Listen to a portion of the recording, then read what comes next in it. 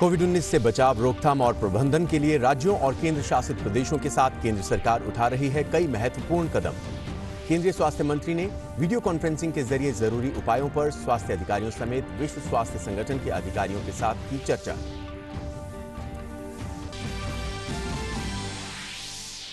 Cabinet सचिव ने सभी राज्यों के मुख्य सचिवों को लिखी चिट्ठी, प्रवासी मजदूरों की सुरक्षा और आश्रय और खाद्य सुरक्षा सुनिश्चित करने का दिया निर्देश। सभी जिलों में मजदूरों की मदद के लिए जिले में नोडल अधिकारी नियुक्त करने पर भी जोर।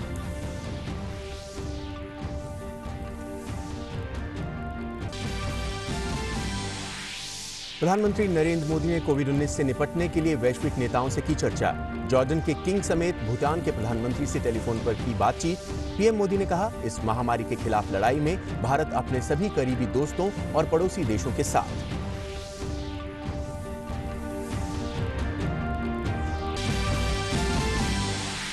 भारत में करीब 11,000 तक पहुंची कोरोना वायरस के सक्रिय मामलों की संख्या। 420 लोगों की मौत, 1,500 से ज्यादा लोग स्वस्थ। महाराष्ट्र में स्थिति खराब, लेकिन केरल में सुधरे हालात। दुनिया भर में कोरोना वायरस से पुष्ट मामलों की संख्या 21,50,000 के पार। 1,43,000 से अधिक मौत, करीब 33,000 मौतों के साथ अमेरिका सबसे अधिक प्रभावित।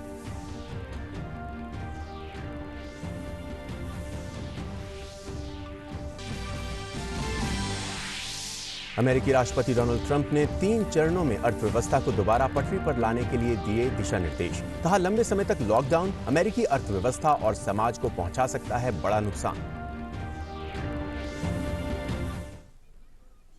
नमस्कार और अब देखते हैं समाचार विस्तार से। वैसे तो दुनिया भर में कोरोना वायरस का कहर जारी है, लेकिन अगर भारत की बात करें तो आइए आपको ताजा स्थिति बताते हैं। स्वास्थ्य मंत्रालय के अनुसार देश में कुल 10,824 सक्रिय मामले हैं, जबकि 1,514 मरीज पूरी तरह से स्वस्थ होकर अपने घर जा चुके हैं। मौत की बात करें तो कोविड-19 के कारण भारत में अब तक 420 लोगों की मौत हो चुकी है।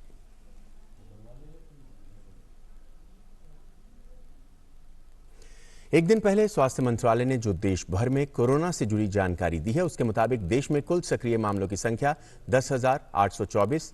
देश में कुल ठीक हो चुके लोगों की संख्या 1,514। देश में कोरोना से अभी तक हुई 420 मौत। देश में कुल पॉजिटिव मामलों की संख्या 12,759। लॉकडाउन लागू करने को राज्य सरकारों ने बढ़ाए प्रयास। दूध और खाने पीने की चीजों की कोई कमी नहीं है।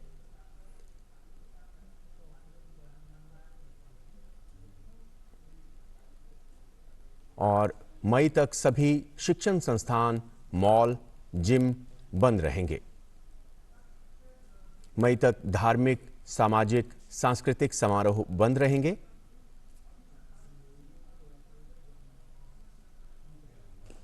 वहीं यह भी कहा गया कि जहां कोरोना संक्रमण नहीं है, वहां 20 अप्रैल से सशर्त छूट होगी। वहीं सार्वजनिक स्थलों पर मास्क पहनना अनिवार्य है। WHO की पोलियो उन्मूलन टीम भी कोविड नियंत्रण पर काम करेगी।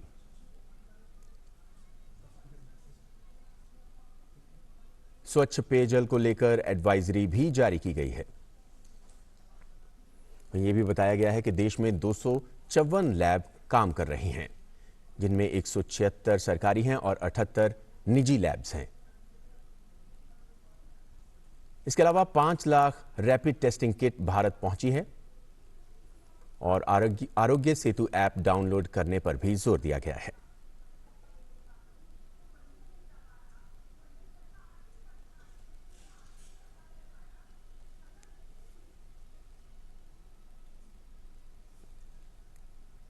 तो देश में कुल 254 लैब सक्रिय हैं, जिनमें से 176 सरकारी हैं और 78 निजी लैब हैं। वहीं स्वास्थ्य मंत्रालय द्वारा यह भी कहा गया कि 5 lakh rapid testing kit Bharat पहुंची हैं और आरोग्य सेतु ऐप डाउनलोड करने पर जोर दिया गया है।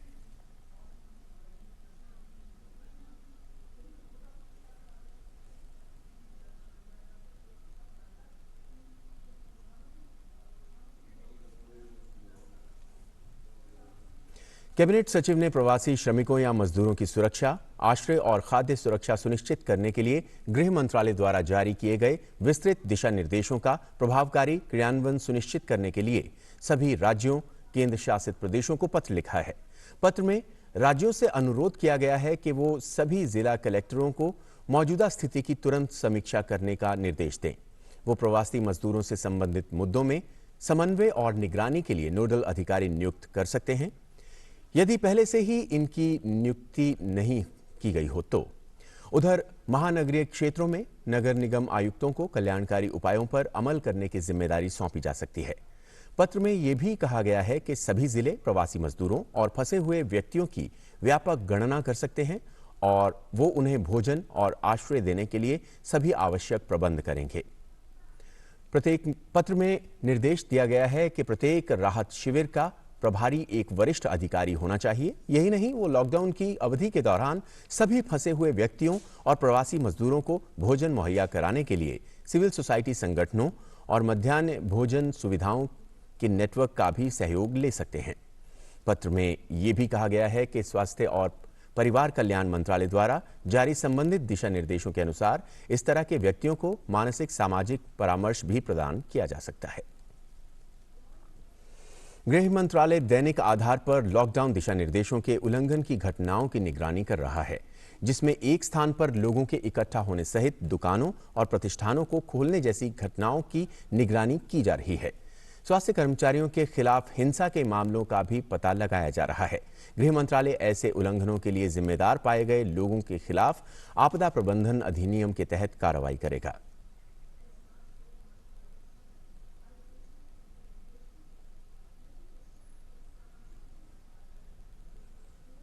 केंद्र सरकार सभी राज्यों के साथ मिलकर कोशिश कर रही है कि लोगों को इस लॉकडाउन में जरूरी चीजों की किसी तरह से कोई दिक्कत ना हो। हमारे संवाददाता राजेश राज दिल्ली के आजादपुर सब्जी मंडी से हमारे साथ जुड़ गए हैं। सीधे चलते हैं राजेश के पास। राजेश, जिस तरह से केंद्र सरकार की कोशिश है कि जरूरी सामान की कमी कहीं पर भी ना हो, राज्यों के साथ उस तरह से बात की जा रही है। आप दिल्ली की आजादपुर सब्जी मंडी में मौजूद हैं। दिल्ली में ज्यादातर जो सब्जियां हैं, जो फल हैं, वहीं से जाते हैं, काफी भीड़ वहां पर रहती है। तो वहां पर किस तरह के हालात हैं और किस तरह से सोशल डिस्टेंसिंग का पालन किया जा रहा है? अब देखिए, निश्चित तौर पर तेजिंदर, यहाँ पर जो है जो आज़ादपुर मंडी है, ये दिल्ली की सबसे बड़ी हम मंडी कह सकते हैं और देश की भी सबसे बड़ी मंडी कह सकते हैं, जहाँ पर देश के विभिन्न हिस्सों में फलों और सब्जियों की सप्लाई की जा सकती है। आप हमारे ठीक पीछे देख सकते हैं कि ये जो स्क्रीनिंग जो मशीन लगाई गई है, सीधा सैनिटाइज किया जा रहा है लोगों को, जो लोग सोशल डिस्टेंसिंग के साथ वहाँ से प्रवेश कर रहे हैं। हम अपने कैमरामैन योगेश जी से अनुरोध करेंगे कि आपको वो दिखाएं कि सैनिटाइजर की जो मशीन लगाई गई है उस पर सीधे पूरे शरीर की स्क्रीनिंग की जा रही है, जो स्क्रीनिंग मशीन लगाई गई है उसके द्वारा, और कहीं ना कहीं जो लोग आ रहे हैं उनकी जांच भी की जा रही है। और सैनिटाइज करने के बाद, पूरे बॉडी को सैनिटाइज करने के बाद आजादपुर सब्जी मंडी के भीतर लोग दाखिला पा रहे हैं। ट्रकों पर सामान जो है वो लादे जा रहे हैं। क्राउड को रोकने के लिए निश्चित तौर पर जो पासेज इशू किए गए हैं दिल्ली पुलिस के द्वारा, या फिर जो कर्फ्यू पास जो इशू किया जाने की परंपरा रही है पहले भी, उसको इशू किया गया है। और जिनके पास पासेज हैं वही सब्जी खरीदने के लिए अंदर जो है वो प्रवेश पा रहे हैं।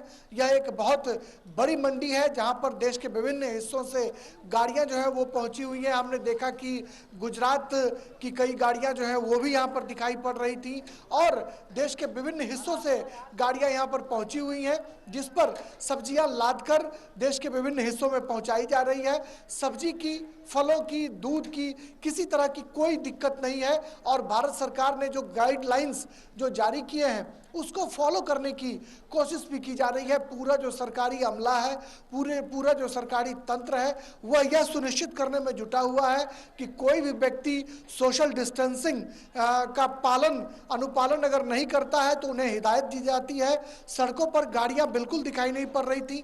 मैं जब पहले सुबह यहाँ पर 5 बजे के आसपास पहुंचा तो एक एक गाड़ियों की चेकिंग करने के बाद, एक एक लोगों के पास को चेक करने के बाद इसी गेट से जो है लोगों को दाखिला दिया गया और लोग जाकर सब्जी मंडी में आराम से सब्जी खरीद रहे हैं। और छोटे जो खुदरा जो व्यापारी हैं उनके लिए राहत का पैगाम इसलिए भी है कि स्टॉक जो थोक है तेजेंद्र, जो थोक विक्रेता है यहाँ पर, उनके लिए खुदरा व्यापारियों को सामान क्या मुहैया कराने में कोई दिक्कत नहीं आ रही है। सामान की पूरी जो है व्यवस्था है और वो अपने गंतव्य तक जाकर सब्जियों का जो व्यापार है वो कर सकते हैं। अपने छोटे छोटे मोहल्लों में ठेले पर, खोमचे पर वो सब्जियां बेच सकते हैं, फल बेच सकते हैं। तो हम कह सकते हैं कि भारत सरकार ने जो लॉकडाउन के दौरान जो प्रतिबद्धता दिखाने की कोशिश की थी कि हम सब्जियों, दूध और फलों या फिर जो ग्रोसरी हैं, जो आम लोगों के की जो मूलभूत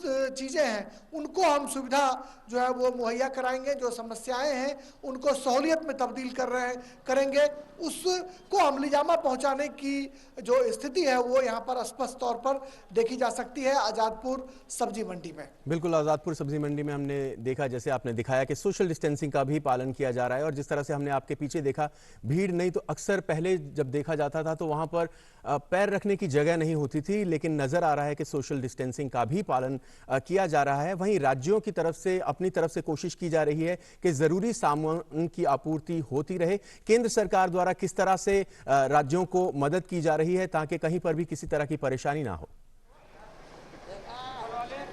देखिए, राज्यों को जो आवश्यक दिशा निर्देश हैं तेजेंद्र वो दिए गए हैं और जो आवश्यक जो एसेंशियल जो गुड्स हैं उसकी सप्लाई भारत सरकार हर हाल में राज्यों तक करने की कोशिश कर रही है, जिसका नज़ारा यहाँ पर आज़ादपुर सब्जी मंडी में हमने देखा। और आप हमारे बाईं तरफ भी, दाहिनी तरफ भी आप देख सकते हैं कि ये जो गाड़ियां मदर डेयरी की गाड़ियां हैं या अन्य जो गाड़ियां हैं, हम अपने कैमरामैन योगेश से अनुरोध करेंगे कि आपको दिखाएं कि तमाम जो गाड़ियां हैं वो फलों, सब्जियों और दूधों के इंतजार में यहाँ पर खड़ी हैं। और इस पर सामानों की जो खरीदारी है उसका काम यहाँ पर कहीं ना कहीं मुस्तैदी के साथ किया जा रहा है। जो इनके ओनर्स हैं, जो ड्राइवर्स हैं, वो इन गाड़ियों पर सब्जियों को लाद कर राज्यों की तरफ ले जाएंगे। अगल बगल दिल्ली के आसपास के जो तमाम इलाके हैं तेजेंद्र, उन इलाकों तक इसे पहुंचाने की कोशिश की जाएगी। तो हम कह सकते हैं कि भारत सरकार ने जो आवश्यक वस्तुओं की खरीद, बिक्री और उसे राज्यों तक पहुंचाने की जो अपनी प्रतिबद्धता को दोहराने की कोशिश की है, उसका एक नायाब नमूना हम यहाँ पर देख सकते हैं कि तमाम गाड़ियाँ यहाँ खड़ी हैं, सामानों की खरीदारी हो रही है और इस पर सामानों को लाद कर देश के विभिन्न हिस्सों तक ले जाया जाएगा। और दिल्ली चूंकि बहुत बड़ी है, देश की राजधानी है, यहाँ पर देश के विभिन्न इलाकों से यहाँ पर लोग रहते हैं। पूरा मिनी भारत जो है, पूरा मिनी इंडिया दिल्ली में बसता है, लिहाजा दिल्ली के लोगों को भी दिक्कतें नहीं हो, इसके लिए भी तमाम तरह की जो सुविधाएं हैं, तमाम तरह की जो दिक्कतें हैं, उसको सहूलियत में बदलने की कोशिश की है भारत सरकार ने। और सामानों की किसी तरह की कोई दिक्कत जो है वो दिखाई नहीं पड़ रही है। लेकिन क्राउड को रोकने के लिए लगातार दिल्ली पुलिस के जवान, तमाम जो सरकारी अमला है वो जुटे हुए हैं।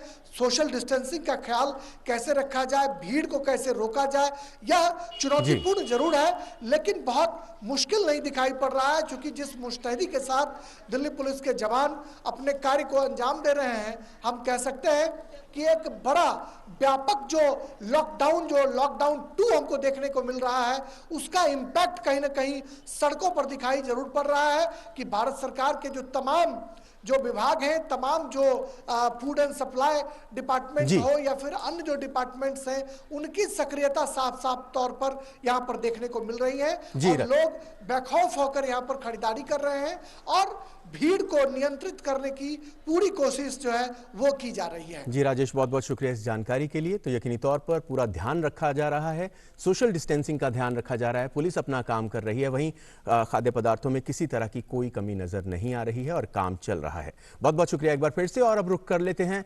राजस्थान का, जहां पर इस वक्त हालात कैसे हैं उस बारे में बात करते हैं अपने संवाददाता विशाल बैरिस्टो से। विशाल हमारे साथ जुड़ रहे हैं। विशाल, स्वागत है आपका। किस तरह से हमने देखा कि दिल्ली में आज़ादपुर मंडी में किस तरह से इंतजाम किए जा रहे हैं, वहीं राजस्थान में किस तरीके से इंतजाम किए गए हैं ताकि लोगों तक जरूरी सामान पहुंचता रहे, वहीं कोविड-19 को लेकर क्या अपडेट्स हैं वहां पर? सबसे पहले आपको सुप्रभात। मैं बता दूं कि राजस्थान के अंदर अगर हम पॉजिटिव केसेस की बात करें तो वो आंकड़ा कल रात 9 बजे तक जो स्टेट गवर्नमेंट ने हमसे शेयर किया वो 1136 पहुंच गया था और 15 डेथ रजिस्टर हुई हैं राजस्थान के अंदर। और अगर हम बात करें डिस्ट्रिक्ट की, तो राजधानी जयपुर सबसे ऊपर है, 486 पॉजिटिव केसेस हैं। और जो हॉटबेड्स हैं वो 11 जिलों के अंदर हैं, जिसमें जयपुर और जोधपुर शामिल है। इसका एपिसेंटर अगर आप जयपुर की बात करें तो रामगंज है, और 90% अगर हम जिले की बात करें तो रामगंज से ही आते हैं।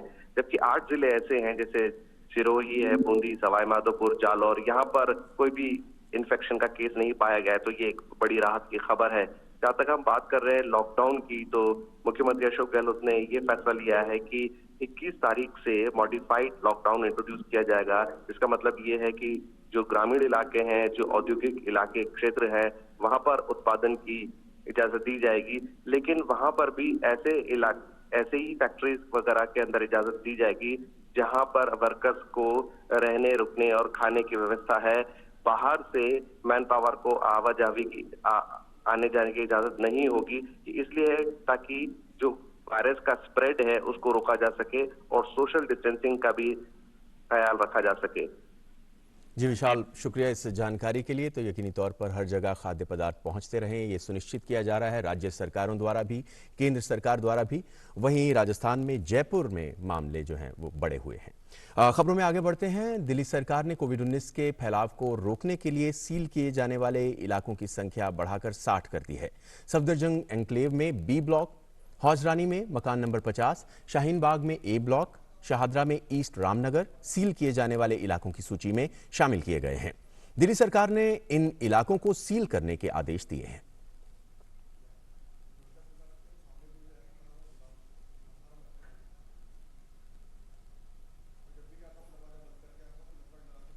तो दिल्ली में हॉटस्पॉट बड़े हैं और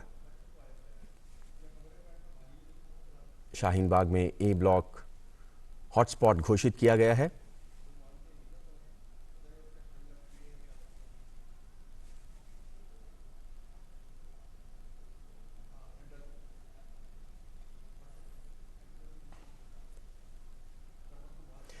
पेट्रोलियम मंत्री धर्मेंद्र प्रधान ने वीडियो कॉन्फ्रेंसिंग के माध्यम से देश भर में कार्यरत एलपीजी डिलीवरी कर्मियों से वार्तालाप की और संकट के इस वक्त में 130 करोड़ देशवासियों की ऊर्जा जरूरतों को पूरा करने के उनके अथक प्रयासों की सराहना की एवं उनका आभार प्रकट किया। धर्मेंद्र प्रधान ने कहा कि सेवा परमो धर्म की भावना सर्वोपरि रखते हुए हमारे ये ऊर्जा योद्धा लोगों की रसोई तक एलपीजी पहुंचाने के साथ कोरोना संक्रमण से बचाव की जानकारी देने एवं इसके विरुद्ध लड़ाई को मजबूत करने हेतु आरोग्य सेतु ऐप डाउनलोड करवाने का भी दायित्व निभा रहे हैं।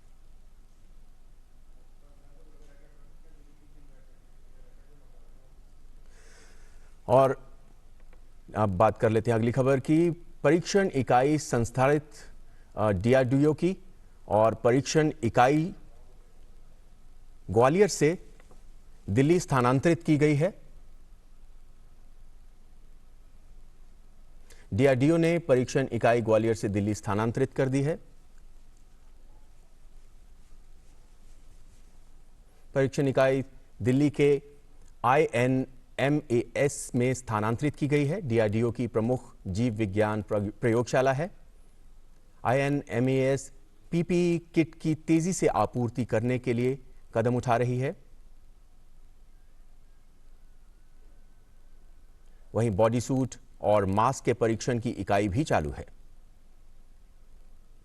डीआरडीओ कोरोना वायरस से निपटने के लिए निजी सुरक्षा उपकरण पीपीई किट की तेजी से आपूर्ति करने के लिए रक्षा अनुसंधान और विकास संगठन डीआरडीओ ने अपना टेस्टिंग सेंटर ग्वालियर से हटाकर दिल्ली में नाभिकीय औषधि एवं संबंधित विज्ञान संस्थान में कर दिया है। ये संस्थान डीआरडीओ की प्रमुख जीव विज्ञान प्रयोगशाला है। डीआरडीओ के मुताबिक बॉडी सूट और मास्क के परीक्षण और मूल्यांकन के लिए INMAS में इकाई पूरी तरह से चालू हो गई है। प्रयोगशाला में इन चीजों के 10 से अधिक खेप का पहले ही परीक्षण किया जा चुका है। लॉकडाउन के दौरान कोई भूखा ना रहे, किसी को कोई परेशानी ना हो और सही समय पर जरूरतमंद लोगों तक भोजन पहुंचे, इसके लिए केंद्र शासित प्रदेश दादर नागर हवेली और दमन दीव प्रशासन ने एक हेल्पलाइन नंबर शुरू किया है। इस हेल्पलाइन नंबर पर फोन आने के बाद जरूरतमंद व्यक्तियों के नाम और पते पर भोजन पहुंचाया जाता है। दादर नगर हवेली दमन-दीव प्रशासन द्वारा रोजाना 5000 से अधिक लोगों की भोजन की व्यवस्था की जा रही है। सरकार की इस पहल से आम लोग काफी खुश हैं। वहीं कोरोना संकट और लॉकडाउन के कारण कठिनाइयों का सामना कर रही दमन-दीव के गरीब परिवारों के महिलाओं को प्रधानमंत्री उज्ज्वला योजना के तहत मुफ्त घरेलू गैस सिलेंडर दिए गए।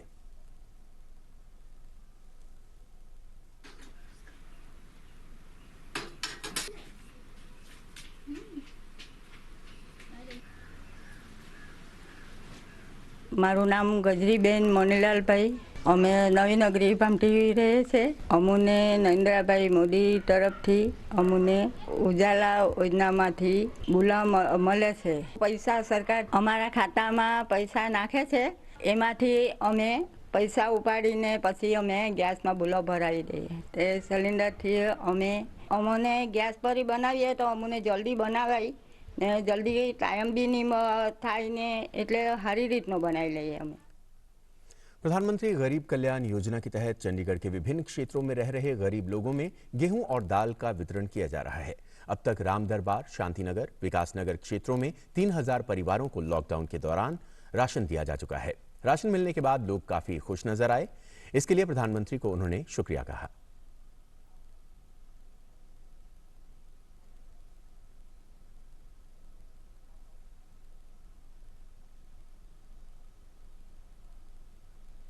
यहाँ पे राशन जो डिस्ट्रीब्यूट कर रहे हैं, आज की डेट का जो है 242 परिवारों को राशन बांट चुके हैं। और हम अपने मोबाइल ऐप है हमारे पास, उसमें हम कस्टमर का आधार कार्ड नंबर डालते हैं, उसकी डिटेल शो हो जाती है और उसमें पूरी डिटेल आ जाती है किसको कितना राशन देना है, और उसके बाद हम उसको सबमिट करके राशन डिस्ट्रीब्यूट कर देते हैं। सरकार की तरफ से फ्री राशन दिया जा रहा है। ये लॉकडाउन के प्रति सरकार की तरफ से बहुत अच्छा काम हो रहा है। जो प्रधानमंत्री जी द्वारा शुरुआत की गई है कि प्रति जो गरीब लोग हैं उनको 15 किलो गेहूं और 3 किलो दाल 3 महीने का जो मिल रहा राशन वो भी बिना पैसे दिए, तो ये एक बहुत ही अच्छी योजना है हमारे प्रधानमंत्री जी द्वारा। हम बहुत शुक्रगुजार हैं प्रधानमंत्री का, जिन्होंने ये योजना रखी है जिसके तहत हमारे को ये राशन है वो दिया जा रहा है। क्योंकि आजकल के जैसा टाइम है, कोरोना के करके सब लोग घर में बैठे हैं, जो मजदूर लोग हैं वो नहीं कमा सकते हैं। तो बहुत बहुत धन्यवाद करते हैं उन लोगों का जो हमारे को ये सब चीज़ें प्रोवाइड कर रहे हैं। हमें आज प्रधानमंत्री गरीब अन्न कल्याण योजना के तहत यहाँ पे गेहूं और दाल फ्री में बांटी गई है। हम प्रधानमंत्री जी के तहे दिल से शुक्रगुजार हैं कि उन्होंने ऐसे कोरोना के टाइम पे गरीब लोगों की सहायता की है। कहते हैं नर सेवा नारायण सेवा। जी हां, देश में काफी लोग हैं जो लॉकडाउन में जरूरतमंदों की मदद करते नजर आ रहे हैं। देश की राजधानी दिल्ली में भी एक ऐसा ही क्लब है, किशन क्लब, जो लगातार जरूरतमंद लोगों को भोजन मुहैया कराता नजर आ रहा है। कहां और कैसे कर रहा है ये जरूरतमंदों की मदद, बता रहे हैं हमारे संवाददाता गिरीश निशाना अपनी इस रिपोर्ट में। आज हम मौजूद हैं दिल्ली के किशन कुंज में, जहां पे आप देख सकते हैं यहाँ पर किस तरह से लोगों को, जो जरूरतमंद लोग हैं उनको भोजन मुहैया कराया जा रहा है। ये किसी सरकार की तरफ से मुहैया नहीं कराया जा रहा, बल्कि खुद किशन कुंज के जो लोग हैं उन्होंने किशन क्लब बनाकर खुद कई लोग मिले हैं जिन्होंने ये बनाया है। सबसे पहले तो हम लोगों के पास में कोई इतनी बड़ी व्यवस्था नहीं थी। सभी लोगों ने आपस में ही थोड़ा बहुत कंट्रीब्यूट करने के बाद में हम लोगों ने सबसे पहले फर्स्ट डे में तो सभी घरों के अंदर में 2-2 किलो चावलों को बनाया और सब लोगों ने इकट्ठा करके उसको पॉलीथीन में पैक किया और उसके बाद में हम लोगों ने आनंद विहार में उसकी सप्लाई लोगों को किया। जिनको अन्न और पानी नहीं मिल पा रहा है उनको बड़ी तकलीफ़ है। हमारे यहाँ पर जितने भी आदमी हैं अधिकतर बिल्डिंग में काम करने वाले, हॉस्टल्स में रहने वाले, या जिनके पास में जो किचन नहीं है, रसोई नहीं है अपनी, फुटपाथ पे सोने वाले, रिक्शे ठेले वाले, अधिकतर वही आदमी हमारे पास में यहाँ पे आते हैं। हर दिन का अलग अलग होता है। जैसे हमने जिस दिन हनुमान जयंती थी देसी घी का हलवा किया था, पूड़ी किया था, सब्जी थी। आज हमारे पास में मिक्स दाल है, चावल है, रोटी है, तो हर दिन के हिसाब से अलग अलग होता है। आप यहाँ देख सकते हैं किस तरह से सामाजिक दूरी का विशेष तौर पर ध्यान रखा जा रहा है ताकि लोग एक दूसरे से दूरी बना कर रखें और दूरी बनाकर ही उनको यहाँ जरूरतमंद लोगों को भोजन भी मुहैया कराया जा रहा है। कैमरामैन जगपाल सिंह के साथ गिरीश निशाना, DD न्यूज, दिल्ली। प्रधानमंत्री गरीब कल्याण योजना के तहत अरुणाचल प्रदेश में पीएम उज्ज्वला योजना के लाभार्थियों को निशुल्क एलपीजी सिलेंडर मिलने लगे हैं। ईटानगर सहित पापुमापारे जिले में 300 से ज्यादा लाभार्थियों को इस योजना के तहत सिलेंडर मिल चुका है और उसका भुगतान उनके बैंक खाते में भी हो चुका है। इस योजना के तहत राज्य में करीब 44,000 से ज्यादा उज्ज्वला योजना के लाभार्थी हैं और उनके खाते में एलपीजी संबंधी भुगतान भेजा जा रहा है। तो मोदी जी का तरफ से सिलेंडर का कार्ड बनाने का ऑर्डर आया था, तो उसका बनाया था। फिर कल परसों मैंने ये क्या सिलेंडर लेने के लिए बुकिंग करने के लिए गया, तो कहा गया था ना ये फ्री में मिलेगा, तो हमको ये महीना में फ्री में सिलेंडर मिला है। और उसके लिए तो अभी लॉकडाउन के लिए मतलब थोड़ा आदमी हम लोग को मतलब परेशान होता है, तो उसके लिए फ्री में ये महीना को मिला है तो थोड़ा अच्छा लगा है। तो किसी को भी जिसका पैसा हो ना हो लेकिन फ्री में मिला है, सरकार का तरफ से मदद मिला है, उसके लिए सरकार को मतलब धन्यवाद देता है। फ्री सिलेंडर्स का तो प्रधानमंत्री उज्ज्वला योजना के जो बेनिफिशियरीज है अरुणाचल में, पूरे इंडिया में दिए जा रहे हैं। तो अरुणाचल में अरुणाचल में 44,660 बेनिफिशियरीज है इन टोटल प्रधानमंत्री उज्ज्वला योजना का। तो सारे बेनिफिशियरीज को फ्री सिलेंडर्स दिया जाएगा। ये free cylinders government of India की तरफ से है और आपका प्रधानमंत्री गरीब कल्याण योजना के मुताबिक अब क्या होता है कि फ्री सिलेंडर्स का पैसा जो है, अमाउंट जो है एक सिलेंडर रिफिल का, पहला सिलेंडर रिफिल का पैसा उनके गरीब लोगों के जो भी उज्ज्वला योजना के बेनिफिशियरीज है उनके अकाउंट में ट्रांसफर किया जाएगा और ये शुरू हो चुका है। पूरी दुनिया में तबाही मचा रहे कोरोना वायरस का सबसे ज्यादा कहर अमेरिका पर टूट रहा है, जहां कोरोना वायरस संक्रमण से रोजाना मरने वालों का आंकड़ा नए रिकॉर्ड बना रहा है। अमेरिका में इस खतरनाक कोरोना वायरस से कल एक ही दिन में 2500 से ज्यादा लोगों की मौत हो गई। इसके साथ ही इस मुल्क में कोरोना से मरने वालों का आंकड़ा 32,917 के करीब पहुंच गया है और कोरोना से संक्रमित लोगों की संख्या 6,67,801 से ज्यादा हो गई है, जो कि दुनिया में सबसे ज्यादा है। राष्ट्रपति डोनाल्ड ट्रंप आज देश के सभी प्रांतों के गवर्नरों के साथ बैठक करेंगे और उसके बाद वो आगे की रणनीति को लेकर जानकारी देंगे। ब्रिटेन सरकार ने बृहस्पतिवार को घोषणा की कि एक दूसरे से दूरी बनाए रखने के उपाय कम से कम और 3 सप्ताह यानी 7 मई तक लागू रहेंगे। ब्रिटेन में कोरोना वायरस से मौत की संख्या में और 861 की वृद्धि हुई और ये बढ़कर 13,729 हो गई। ब्रिटेन के प्रधानमंत्री बोरिस जॉनसन के कोरोना वायरस संक्रमित होने के बाद उनका कार्यभार देख रहे विदेश मंत्री डोमिनिक रॉब ने कहा कि सरकार के उपाय कोरोना वायरस का प्रसार रोकने में सफल रहे हैं। ब्राजील के राष्ट्रपति जेर बोल्सोनारो ने अपने स्वास्थ्य मंत्री को बर्खास्त कर दिया है। दोनों के बीच कोरोना वायरस से निपटने के लिए किए जा रहे उपायों को लेकर मतभेद था। उनकी जगह राष्ट्रपति के अभियान का समर्थन कर रहे नेल्सन टेज को स्वास्थ्य मंत्री बनाया गया है। लैटिन अमेरिका में ब्राजील कोरोना संक्रमण में से सबसे ज्यादा प्रभावित है।